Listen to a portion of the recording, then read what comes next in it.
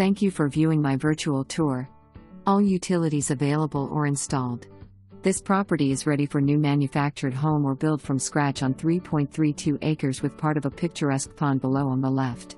Approximately 1/3 to half the pond is on this parcel. Driveway to the garage is next to the former manufactured home site with deck which has been removed. One-car garage, shed and a little fencing remain. Power was formerly connected and estimated to cost $3,000 plus an electrician to reconnect. 3-bedroom septic installed and pumped in last couple years. Tuolumne Utilities District is still connected and billed bi-monthly. A propane tank was removed. There is even an extra driveway to the left of the house driveway which accesses both the trail to the pond trail, plus another long level graded area below the garage and home site with partial fencing. Property goes beyond the partial fencing. Septic tanks are near the shed. Could this be your future mountain home or retreat location? Wildlife abound with tree and mountain views. Close to Columbia State Park and elementary school.